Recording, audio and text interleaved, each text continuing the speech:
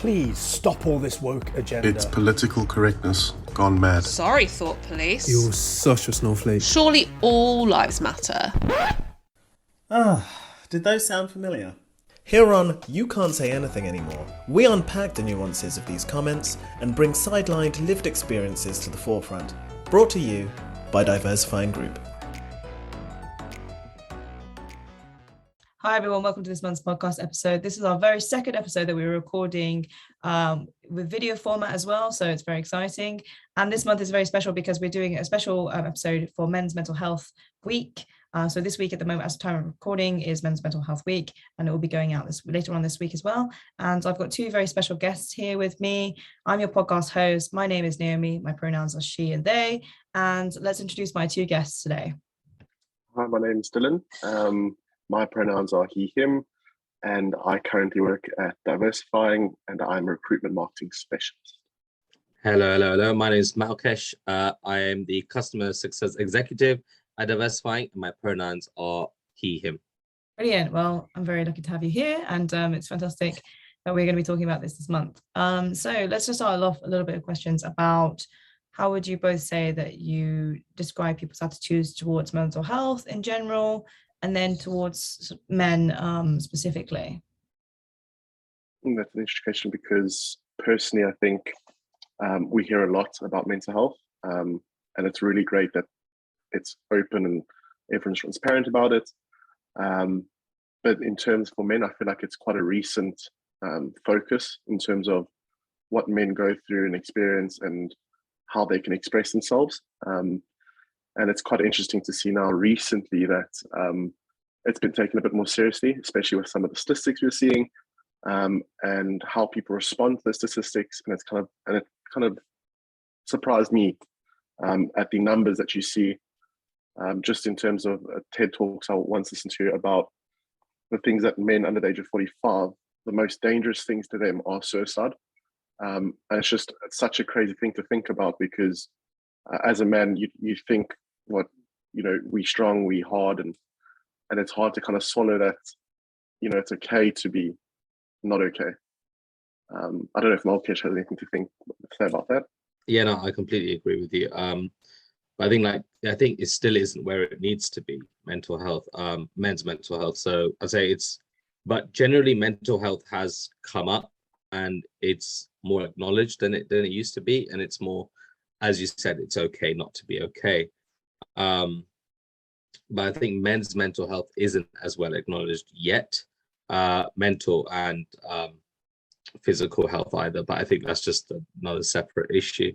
But I think that's mainly because men tend to only have themselves in the picture unless they can offer something. So if I've got a good job or something, then I can have like a partner or something. But men normally only have themselves,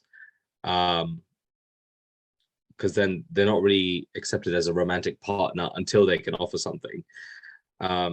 Whereas it's the opposite for some other genders where you could have no employment or low income and stuff, but you're still accepted to be a great partner. So because the main reason is because men are expected to bring in the monetary value into the relationship. So got to have the job, the money, the car, the house sort of thing. It's all expected. I think that all adds on to why men's mental health is more taboo, I guess you could say, than general mental health. It's not really talked about as much. And so generally society entails us men to be strong, bold. As Dylan mentioned, society expects us to be that way. So because of all that, I think men are generally more scared to sort of step outside of those boundaries and show emotion and stuff, because we've seen it in media. We've seen it in media where men have shown emotions and they are generally ridiculed for it. First example comes to mind is Will Smith, when there was an interview with him and Jada, and he's crying and he became a meme. And I believe it's happened for a bunch of other people. I think someone couldn't see their kids or something. I think Kanye West had a breakdown as well, but again, becomes a meme. So it's unfortunate, but I believe that with this podcast that we're doing, and with Mental Health Week being a thing now, well, since 2001, we are progressing, we are moving forward. But I think I just want to help it move faster. Yeah, I completely agree with what you say. I think it's been almost ingrained in us, media culture, that as a man we are seen as to be unwavering pillars of strength, and showing emotions or being vulnerable is not part of our job description. And it's dangerous territory when, you know, you've seen it everywhere, where you go and ask someone how are you doing, and the thing they answer you with is I'm fine. And if you think about it, it's like throwing a tennis ball to someone. You didn't think about anything else but, oh, I need to catch the tennis ball. But what creates that tennis ball to come down is gravity. And I think we take our emotions as men as something that just has to be fine, even if there's a force acting upon us that we can't open up about. I think it's also that we know, I was like, if there's something wrong, man up, or the cowboys or boys don't cry, or it's taking something that we should have the right to do, and like you say, stigmatize it. It becomes a meme. It becomes something humorous because the world doesn't see men as people, persons that could be vulnerable.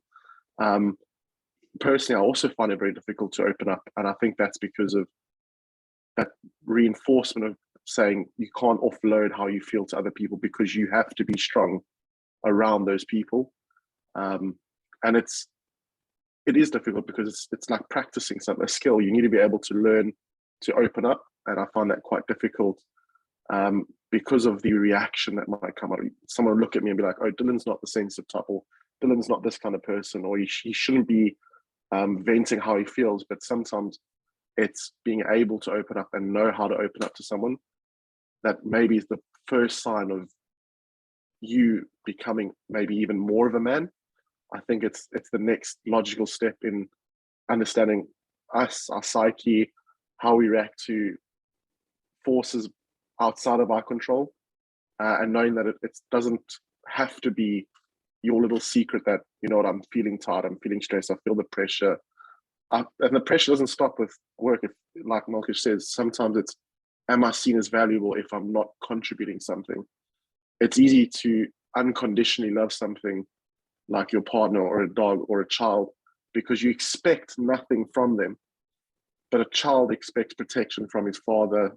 A dog expects kind of food and love from its owners. It's a wife expects that solid foundation from a husband, whether it be monetary, whether it be emotional. So there's a lot of unconditional love that men need to give, but we don't really expect it back.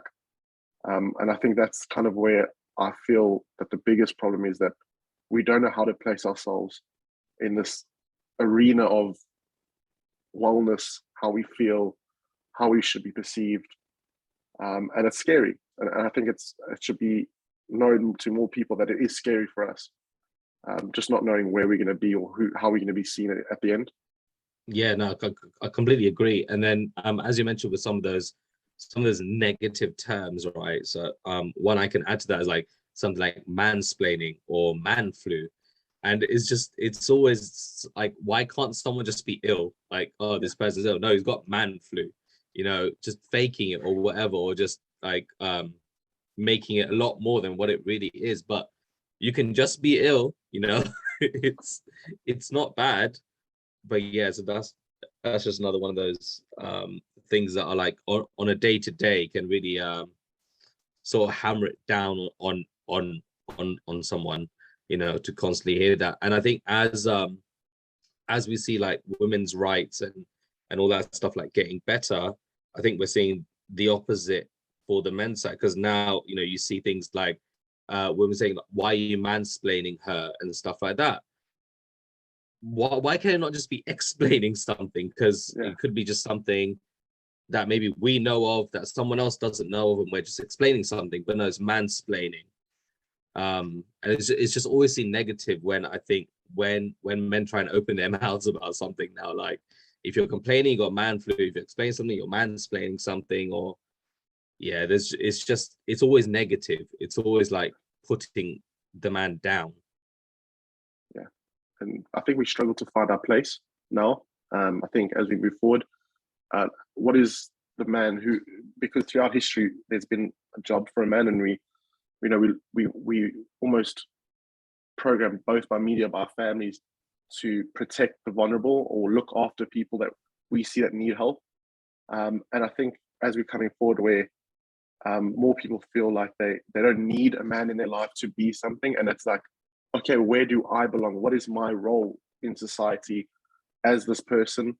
Do I offer help to someone without being ostracized because I thought they needed help, or do I close a door, open a door for someone, and without them kind of biting your head off?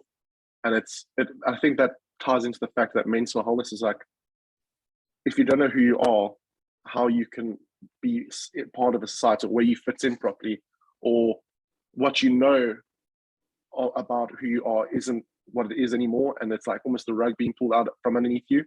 So you start doubting yourself, and then it comes to, oh well, I'm a man, I can't complain about this, I can't tell you how I feel, or the stress I'm feeling from outside in the world. You kind of have to wait for someone to get to that crisis point where everyone's like, oh, but you didn't say anything, and it's like, but what was my place to say anything? Where did I have that chance? Where I wasn't going to be made fun of, or someone would be like, oh, stop being sensitive, or stop acting like that. You need to man up. You need to take a teaspoon of cement and harden up for us. So I think it's really important for us to kind of, and I think we see that a lot. There's a lot of maybe influencers or social media personalities are starting to say like, listen, we need to start standing up for men's rights, because it's not as easy as, oh, you're just a man, you shouldn't be feeling that way. It's about asking us, are you okay? Saying, you fit here. We value you in a way. And we value even if you need to tell us there's something wrong. We value even if you're not okay, that you're stressed, you're anxious, you're worried about the future, you're worried about if you'll be accepted or not. I think that has been a slight change towards that. And you've noticed more people putting their hands up and saying, you know what, men have almost been forgotten, and that it's okay for them to show that side of themselves. So I think in terms of how we're stepping forward slowly, and yes, I agree, it's not nearly enough, because I know too many people that will come and speak to me and say, let's just have a chat about something, and I'm not feeling okay. And I'm like, that's great. I'm so happy that you're actually standing forward and saying, listen, I need to talk to you. And in some ways, I always need to say to myself, I should do that more to other people and say, how are you doing? And I think it's weird, because how you're doing is almost like a pre-programmed response is, I'm fine, or I'm good. Maybe we should change that to saying, are you feeling bad today? Or are you feeling sad? Or are you feeling, because then it's not just automatic response of, I'm fine, I'm good. It's, oh wait, am I feeling bad? Is there something that I'm worried about? Because I think when we shock the system to perceive this input differently, we say, okay, wait, this needs a different kind of answer. And then you start doing that introspective look at yourself, and you're saying, you know what, actually, I'm actually pretty stressed. But I think it's small steps, because to me, I don't feel like if I'm stressed, I need to tell someone, because I say in myself, I'm like, what can they do to change that stress in me? But sometimes it's not about finding the answer. It's about the ability to open up and say you're feeling stressed. And it kind of, you feel that veil of, or even that weight, just slowly just starting to come off from your body or from your shoulders. And it's a feeling that is not celebrated enough in men. I think it's almost, be careful, you're going to give away that you a bit soft, or you've got this emotional like side to you, and then people will find you lower than what they saw you in the beginning, and it's scary to think like that. And I think that's what's wrong with the world, the community, social, online, is that people are too scared to show who they are, because they might be the next meme, they might be the next punchline to a joke, they might be not a man, and that's kind of what we're trying to find, is what's our identity as a man anymore. And I think that's the scariest part about it. So interesting. Thank you so much for sharing that. I really like the fact that both of you touched on about how the kind of traditional role of a man function has really changed. And, you know, Dylan, as you pointed out, it's kind of, the identity is kind of uncertain, I guess, right now. And a lot of the traditional functions are kind of basically, well, from what it sounds like, is completely disadvantaged. A lot of people had very bad experiences with the kind of pressures and the kind of like emotional labor that is required to fulfill this very specific, very narrow role about what it is to be a man, you know, an emotional, strong, like you said about rock. And I think that Malkesh, also you touched on about how there's been a kind of increase in also kind of lack of calling out certain other sexist behaviors towards men. As you mentioned about, it was something you said about like how like mansplaining. That was it. Yes. So yes, you said it. Yes, and you know, I think that obviously women's rights is a sort of separate but in intertwined issue and things. But I think that there's a lack of calling out sexism of lots of things, and I think that especially one thing that I think in just as a non-man, which is kind of interesting, is the kind of hypersexualization of men played up for comedy. Like people like Chris Hemsworth and things like portrayed as like a himbo, and they sort of like rip their shirt, like the women characters rip off their shirts, and it's been portrayed as like funny, and it's kind of stripping men of their own agency and their like you said, their ability to be vulnerable. Like imagine if a movie where a man was ripping off women's clothes, like that would just be totally unacceptable. But the way that like it's all portrayed as like, wow, isn't that funny, like you know, it completely removes the man's agency or their ability to like have ownership over their sexuality, and it's almost portrayed as like a sort of, I don't know, yeah, it's a weird kind of, it's a very weird one that is almost, it's, I think it's often seen as kind of progressive because it's like, well, women had to do that for so long, now it's men's turn. But I don't really think that's the way forward, which is obviously a topic we can all discuss for a very long time. Well, it's just not seen as that. It's seen as like, so as you mentioned about the woman like ripping off a man's like whatever, right? It's not funny because of the situation. It's funny because it puts the man lower than the woman, like in that situation. That's what makes it funny.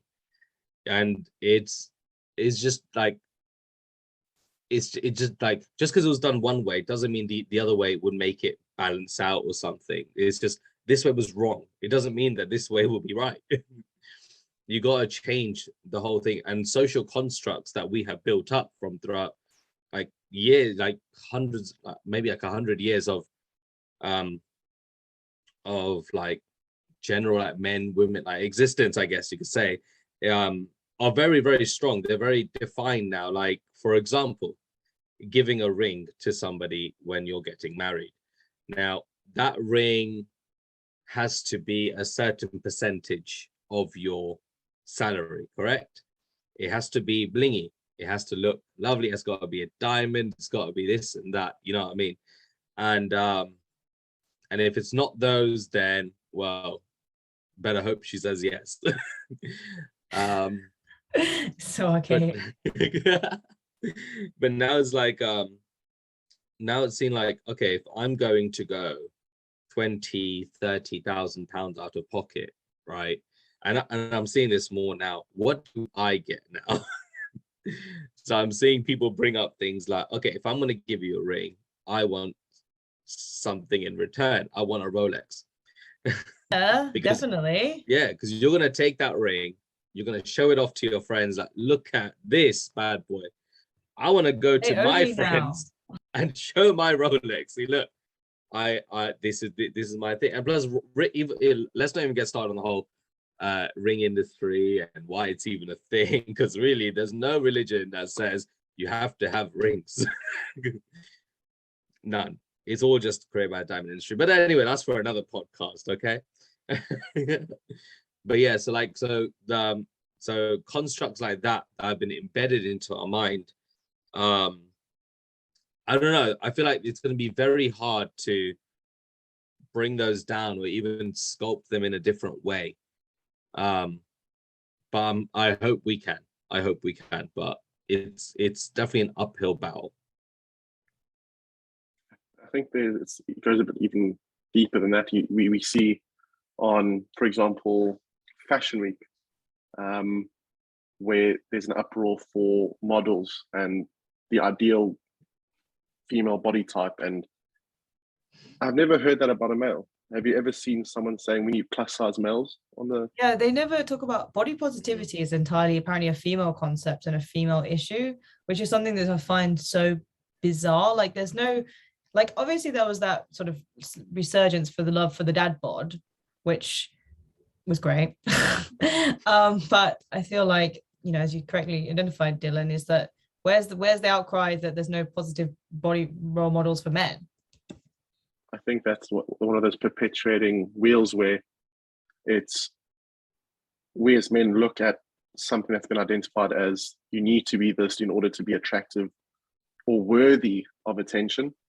And you look at these airbrushed, sculpted physiques, male physiques that are deemed to be the ideal male structure, and you say to yourself, am I ever going to look like that?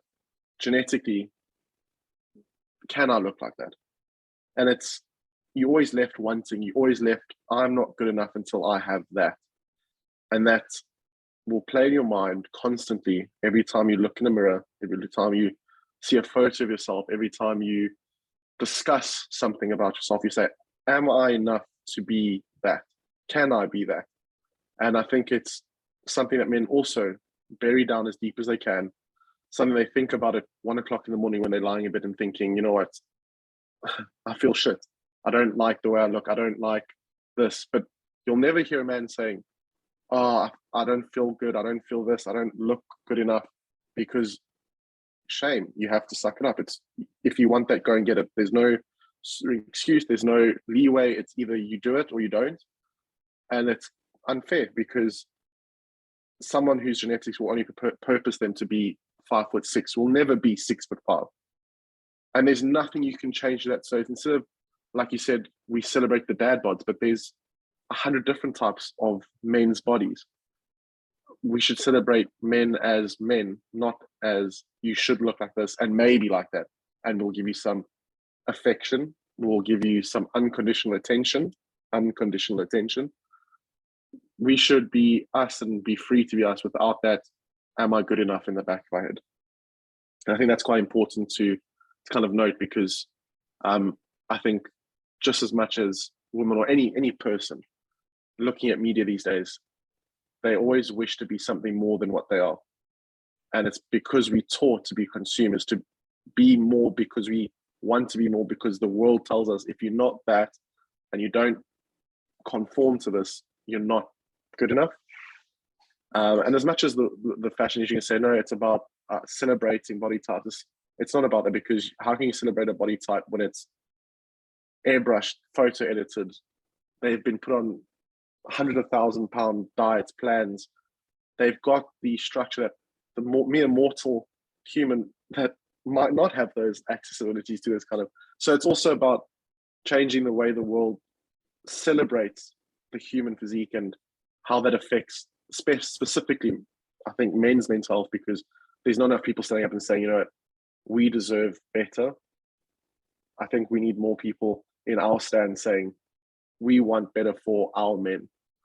And we need more of us to stand up and say, you know, we don't agree, conform, and idolize what she's showing us. We want to be us. So yeah, I think that's the most important thing about, especially from the mental attitude of our physical appearance and how we want to be seen. I love how you brought up height, by the way. I love that, because it's become, I don't know when it became a thing, when being 6 foot is like the dream. Like you have to be 6 foot. If you're not 6 foot, you are nothing. And I don't know when that became a thing. Like, I don't know. But then I see like funny TikToks and stuff, where like a girl's putting a tape measure next to her door, so when the guy enters, she can check if he's 6 foot. And the funny part was that a guy put a weighing scale by the door to see how much you weigh. Wow. And I'd be like, you know what? I can't change height, but I can at least try and change weight. But then it's seen as negative, like, oh no, you can't ask a girl what her weight is. That's wrong. But why is that so wrong? Why is it so acceptable to ask a guy how much he weighs, or how much, or what his height is? Or let's not get started on, let's say, for example, like being bald is like seen as a negative thing now too as well. Like hair loss and stuff is a whole other situation. What we're talking about here really is the tip of an iceberg. And right now we're just talking about generally. We're not even going into like minorities and stuff like that, or like in different cultures how it's even seen. Like that, we really are talking about the tip of the iceberg here. Like this is a serious sort of thing here. But yeah, I just thought that was really funny on how we're judged on something we can't even change. We're just born like that.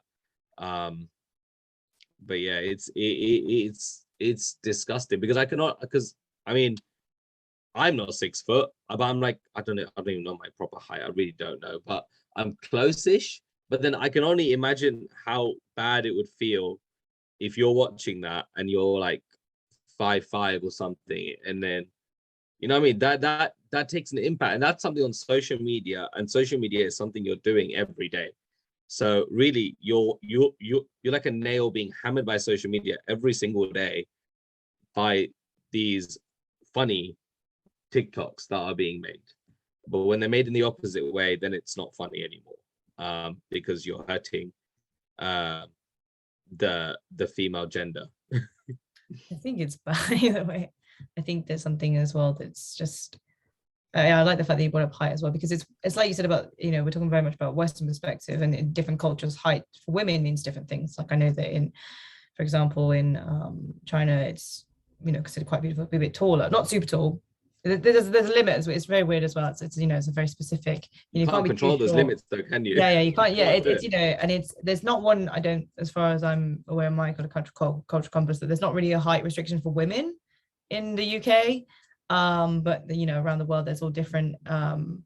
You know, I remember watching Indian Matchmaker when they were saying that they weren't going to be able to find someone for, was it Aparna, because they were like, she's too short, no one will find her, blah blah blah blah. And you know, you have to be tall. But it's, you know, interesting as well, I brought up in the UK and specifically the West as well, how height is just so key for men's perceived attractiveness or men's perceived ability to do anything. And you know, you brought up hair loss as well. Hair loss for women is seen as like a really sensitive, distressing issue, but for men it's just seen as like, oh, that just happens, so get on with it, it's fine. Yeah, it's things that are controlled via genetics that are being used against us in a way. But I just find it very strange that I don't know if you remember a while ago, it was like this meme to say like big D energy, it means somebody's like confident. Mm-hmm. And I just thought that was just so ridiculous. Like you wouldn't say big boob energy, would you? You wouldn't say that somebody's like, oh, well done, like well done for you, you know, like, it's described as like this whole, I guess, like an alpha male, which in itself is kind of a meme.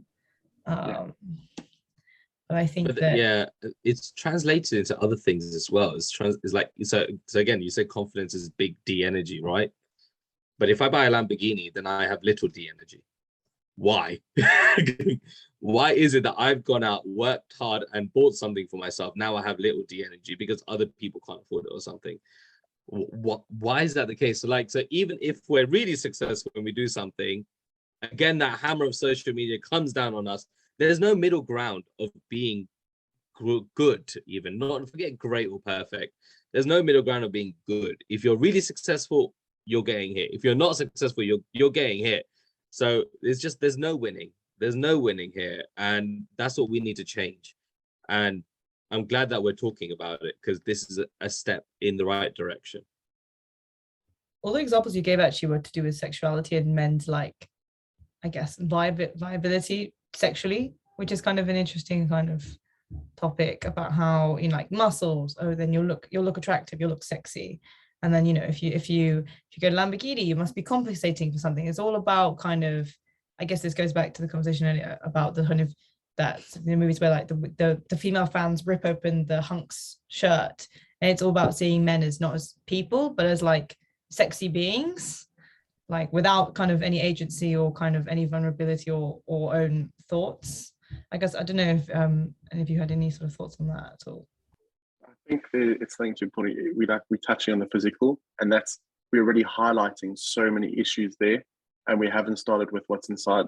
Like, it's almost like there's already so many issues that aren't being flagged in terms of what men are subjected to that are deemed to be okay.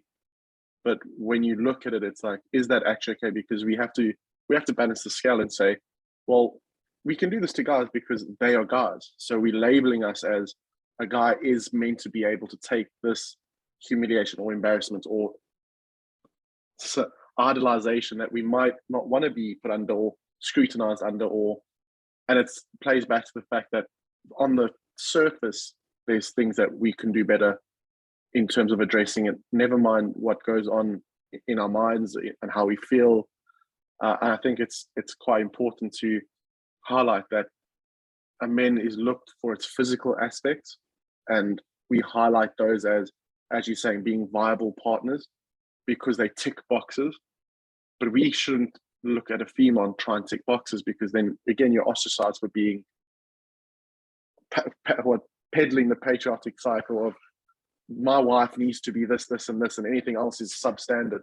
Yet we have those same limitations placed on our heads, and no one's jumping up and down saying, you can't say that about men, because at the end of the day, we're human as well. We take in this criticism, we create this ball of anxiety, stress, uncertainty, and we kind of recluse ourselves and say, I can't show anyone that I'm struggling with that, because if I do, then I've got that, oh, he's not hot, he's got that little D energy, or he's not confident, or oh, why are you so worried about how people think about you? The thing is, we do worry about what people think about us. We just don't know how to say, listen, I need help because I'm not sure about my own personal image, or I'm not confident in who I am, or I try to be this person, but it's not me. It's because the rest of the world says I need to be that I kind of walk around in this masked facade of I am the ideal male epitome, but at the end of the day, I'm actually really, really insecure about everything I wear, I see on myself. So I think from just the face value of men and what we worry about, the physical stuff is just the tip of the iceberg. And I think Malkesh touched on that. It's the superficial stuff that we're just starting to speak about. Never mind the stuff that goes on behind the doors, and how we don't know how to respond to those things. And if you are wearing that mask that you mentioned, you're hurting yourself at the end of the day, because you're not talking about it. You're just pushing it deeper and deeper down till it becomes a real issue. Like, for example, suicidal thoughts or something, which, like, the most suicides happen between the ages of 40 and 49. Now, I don't know if there's any other statistic beyond that, like how many of them people are married and stuff like that. But that's mad. I mean, I think it's just a time bomb. I think it's just a time bomb. Like, you're pushing things deeper and deeper down, and once you're at capacity, then these thoughts start coming into your head, and obviously, like, nobody wants that for somebody that they know. But yeah, so I'll use like an example, right? And I don't know if you're going to keep this in. So basically, if I don't have a family, or if I don't have friends or a partner, I have no one to talk to, correct? Whereas if a female has no friends, no family, and has no one to talk to, just download Tinder. Somebody would swipe right on you, because guys swipe right like this, whereas girls swipe right by reading it, checking it, blah, blah, blah. If I go to a club, what is the chances of me coming out of there and then getting some sort of physical relation? There's a percentage. It's not high. If a female goes into a club, no matter what weight, no matter what height, the percentage of them getting into some sort of physical relations after is incredibly high. It just does not matter, because, as Dylan talked about before, loved unconditionally. There is no condition to loving a female partner or a dog or a child, but for a man, there is. It's I don't know if we're going to keep that bit in, but yeah, I just thought it was a great point. Oh, it's very nice. Thank you for sharing that. I guess what you're both speaking about seems to be about the social isolation that is kind of placed upon, and the more barriers that are to sort of, what's the word, to physical intimacy, to emotional intimacy, to finding those connections. I mean, you know, isn't it a lot of men that don't speak to anybody apart from their partner, and they don't have any other kind of close relationships, and even many of those people are not close with their partners. So it's and I know that we saw a lot of that in the last couple of years. I will slightly disagree though with, there is one caveat that women have to be, and that is thin. But that's definitely time for another podcast. But I think it's really interesting that both you touched about the sort of more deeper issues that kind of lie below, and you know, obviously, as we mentioned, with the kind of big impact or that suicide has on men's lives under 49, which is very shocking to think about, the fact that that's the biggest killer of men. I guess I wanted to ask as well what you thought were the biggest kind of positive changes in the last couple of years towards men's mental health.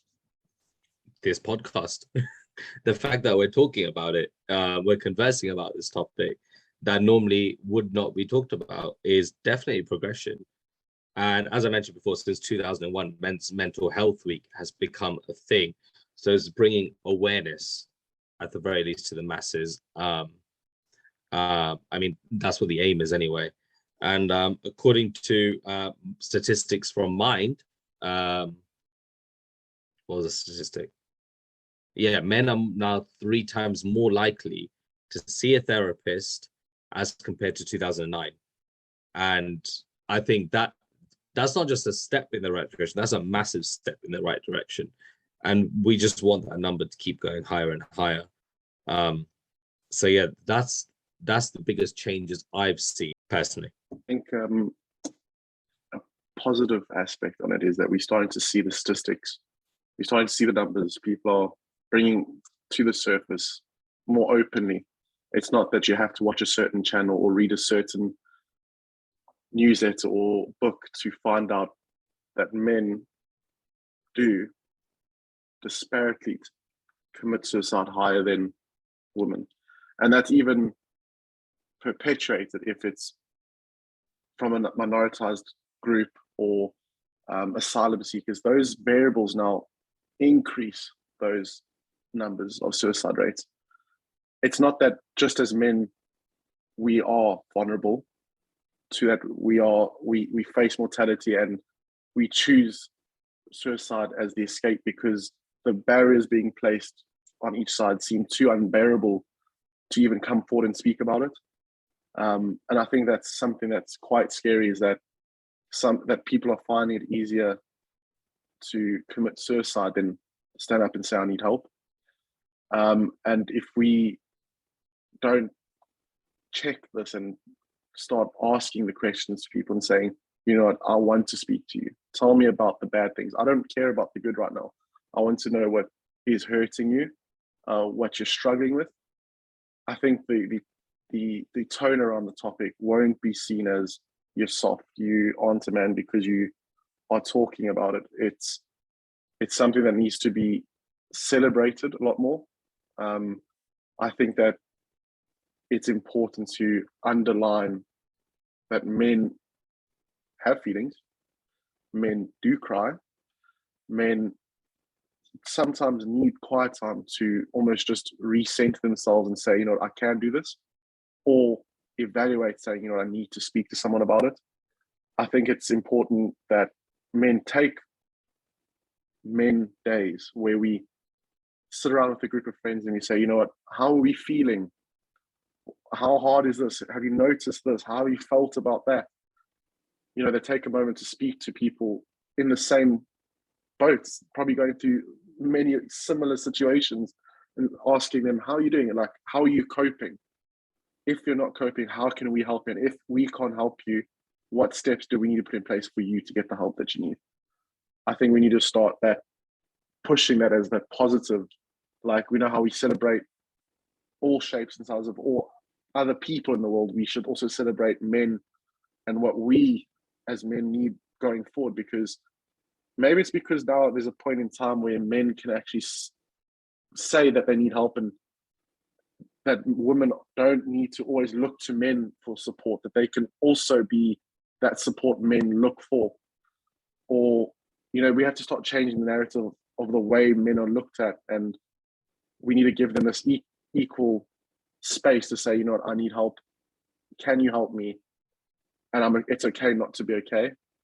And I think if you hear someone's, like, next time you hear someone saying I'm fine, maybe you need to change the question and say, is there something you're struggling with? Instead of saying, oh, how are you? And it's a quick fine, because that's an automated response. I can tell you right now, I've been asked how you're doing. I said I'm fine. Whereas 9 times out of 10, I've probably been like, I'm actually quite worried about work. I'm quite worried about family, or I'm quite worried about this, or I'm feeling depressed. I'm feeling anxious because I've seen something and I don't feel like I fit into that, or what that's deemed to be. And I always look at myself and say, am I enough? Will I be successful? I'm not sure about the future. I'm not sure if I'll make or achieve my goals. And that should be okay, because like we say every day, it's a progress, not perfection. And I think there's quite a prolific person, I need to remember the name, but it's this pursuit of perfection is the idiocracy of man. We will never be perfect, but we can celebrate that imperfection just as much as we celebrate imperfections of everything else, and that we are living. We only celebrate ourselves because we're imperfect, because if it was perfect, we'd never take the time to celebrate it. We don't celebrate every sunset being the same, because that would be perfect. We celebrate the difference in every sunset. And I think we need to be celebrated for difference. Different people, different ways we see things, different way we express ourselves, the different emotions we actually go through. And I think that needs to be brought up. But I think, like you said, in terms of positivity, this conversation we're having, the conversations we need to be having, and I can see them being more and more, as there's more people in, as I say, our corner standing up and saying, we need to talk about this. There's something wrong here when the percentage of male suicide is so high. We need to have people, and there's people online saying it's okay to be X, Y, and Z as a man. But yeah, I think those are the positives I'm seeing out of this. I've got a question for the podcast here. Do you think there are experiences from our childhood, as in when we were children? How do you think those experiences have come as brought us to this? I think one of the most ones that stand out straight away for me is when you're hurt. I used to get asked, "Is it bleeding?" But if it wasn't, it's not that serious. But hurt, you can't put hurt in such a perspective that it's only if it's physical. I think for me, I downplay it because I can't see the trauma.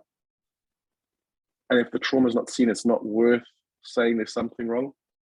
The other thing would be, you would get teased at school and your dad would say to you, you need to man up and stand up for yourself.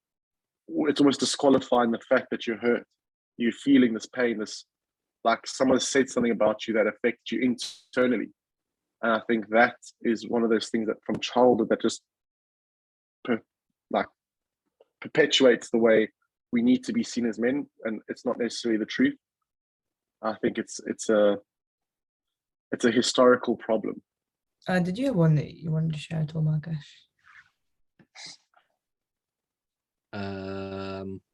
No, it's just a thought that occurred to my head. Like, there's always a start to these problems. There's always a start to these issues. So it just made me think, go back in time.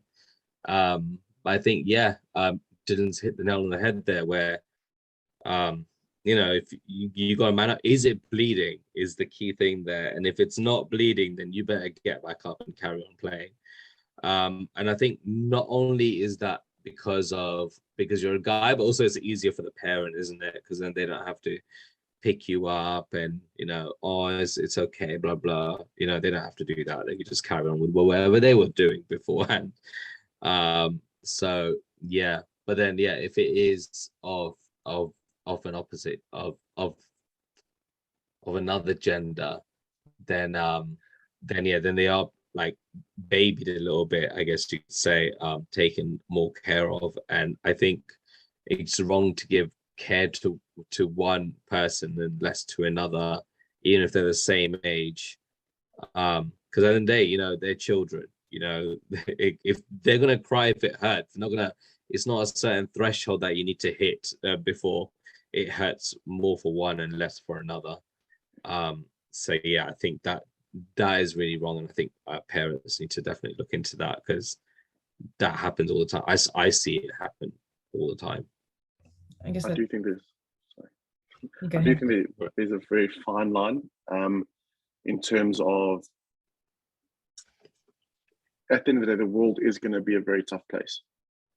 And I think we should gauge in terms of the pain. So if someone is going to, or a child is going to cry because they haven't got something that they want, by saying what's wrong and then giving into that, you get what you want, I think it's a term of defining how you're feeling over the physical display of displeasement.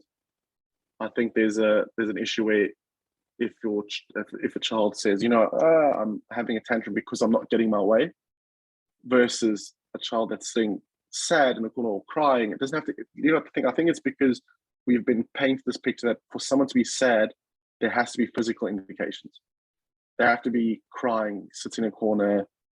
Sometimes it's the people who just personality traits that will suppress those feelings or suppress the way they feel because they don't want to affect the people around them.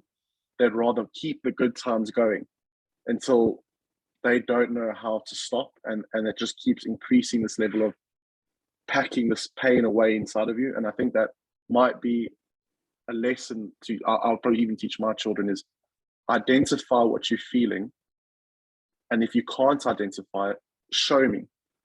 And there's loads of ways we can teach someone to show pain. You can say, it doesn't feel like sunshine, it doesn't feel like water, it feels like sand in my eye, it feels like, but it's not physical pain. Differentiating physical pain from emotional pain is a key thing to, I think, help little boys, teach them to get in touch with how they're feeling, what these emotions mean, and the right course of action to deal with those emotions. And yeah, I like the whole like suppressing your feelings, you know, and when personality traits and stuff like that come out, like normally it's said that the person who always seems the happiest is normally the one that has the underlying problems there or hiding something. You know, the person who laughs the hardest is the one you should be asking, are you okay, sort of thing. And yeah, I've done like my own like little research into this, and apparently like it's a thing, like you don't want to feel like a burden, and it's something in your childhood that's made you feel like that. You feel like a burden if you open up or seem in any way negative. You have to always be positive.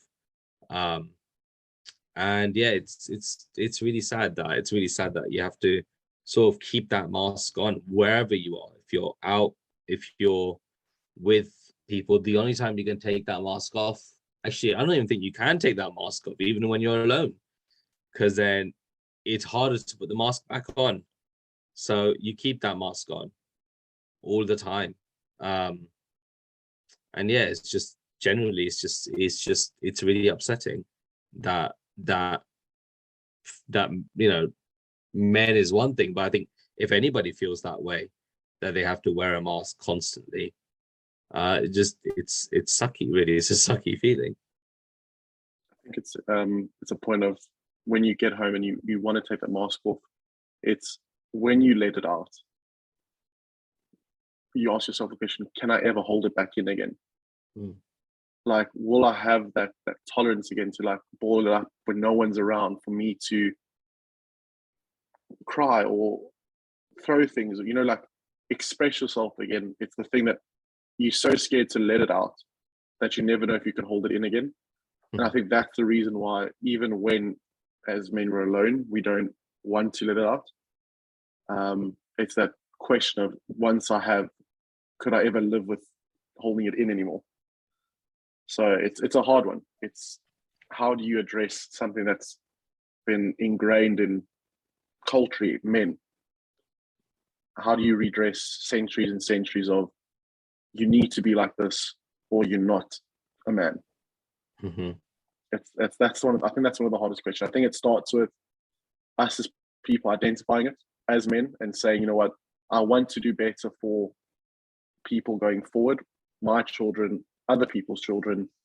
We need to have these conversations to start pinpointing and saying, you know what, we need more attention on this.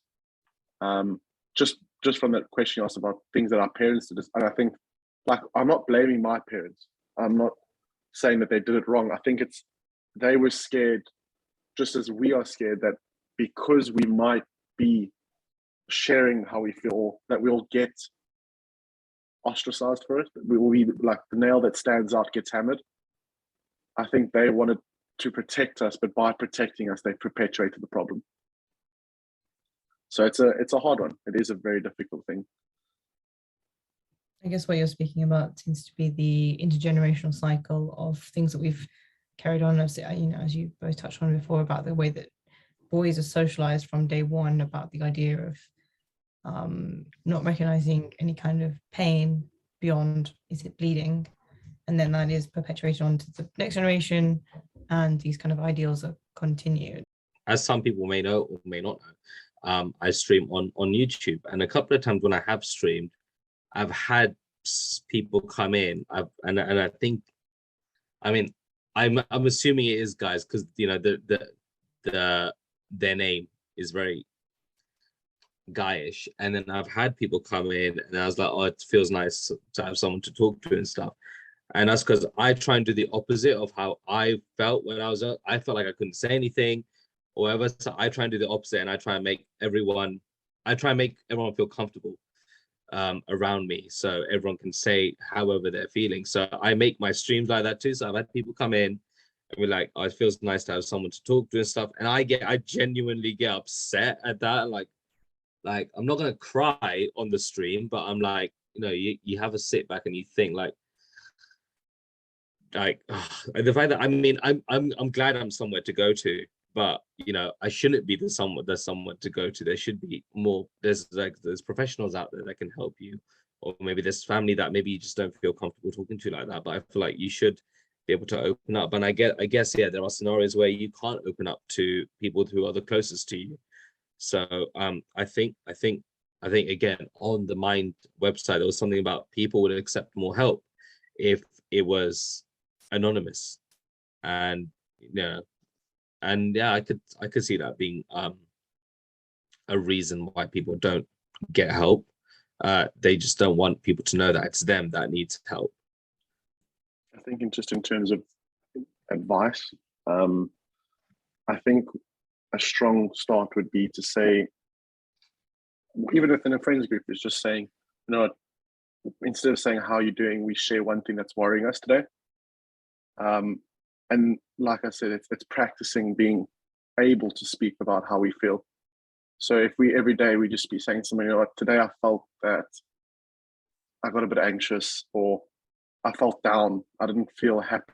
It's not necessarily about trying to attract sympathy. It's about teaching us how to let go of this barrier we want to put up. It's about teaching us how to share how we feel, articulate that emotion, or to our best ability to describe it. So if we go to someone, a friend, every day, and we just say, hey, how did you feel today? Or tell me something bad that you were unhappy about, or you felt unhappy about. And I think it's just that training ourselves to be open with men who potentially are going through the same thing before we try and climb a mountain or attack the world, or we start with someone close and we just practice sharing how I feel. And enough people practicing to share how we feel, eventually it'll probably be something really normal. And it's sad that we have to say eventually be normal, because it should be really normal.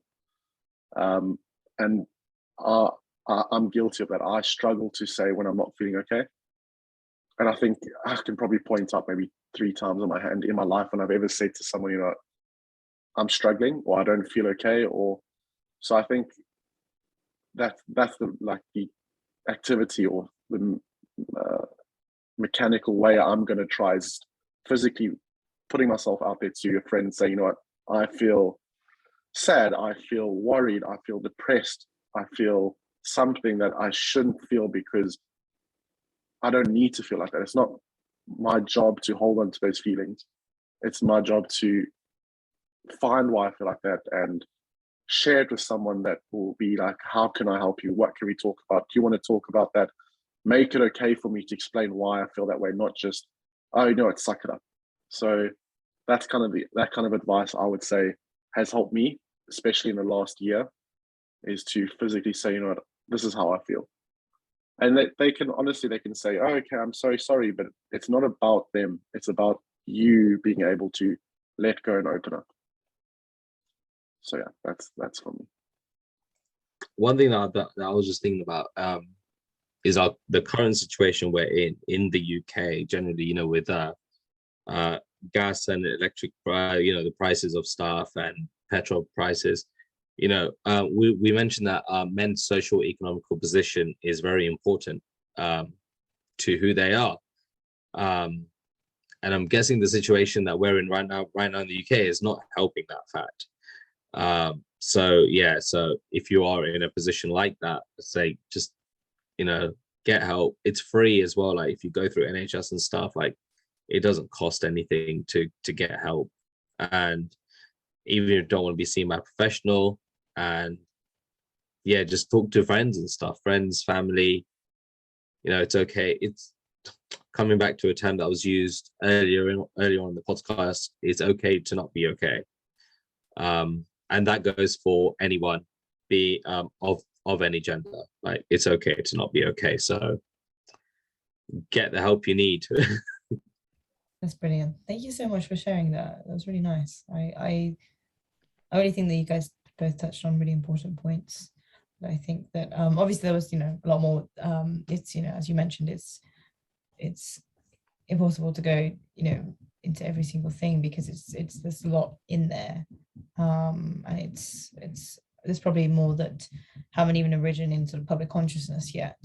But they are things that men are experiencing every single day and that they are feeling. And you know, I liked what you said, Dylan, about how we need this call to sort of focus more on the practice of naming emotions, of getting to the point where, you know, people, and, you know, specifically we're talking about men, on training, you know, from early ages, you know, young boys to be able to speak about their emotions, just to be able to identify them, to express them, feel free and comfortable to express them to other people, and for there to be a space for that.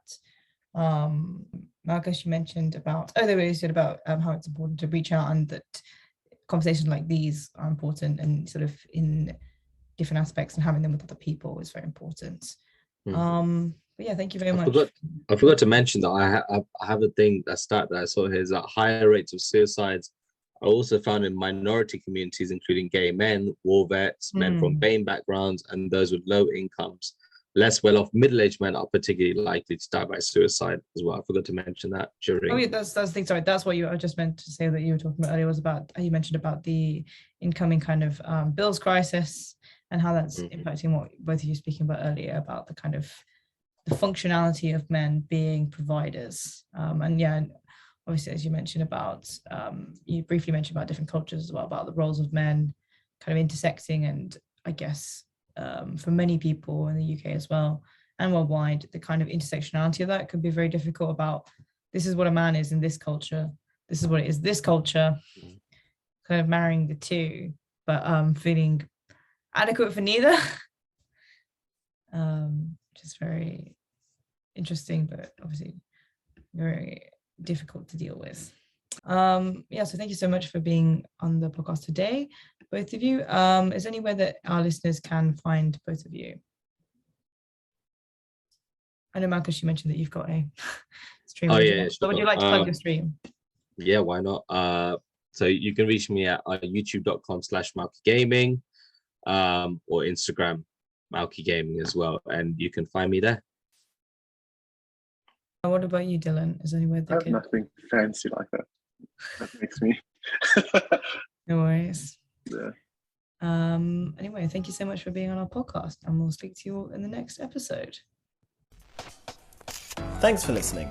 If you enjoyed this episode and would like to support this podcast, please share it with others and leave us a review on Apple Podcasts. Keep up to date with what we do at Diversifying Group at diversifying.com, or follow us on social media at Diversifying Group. See you next time.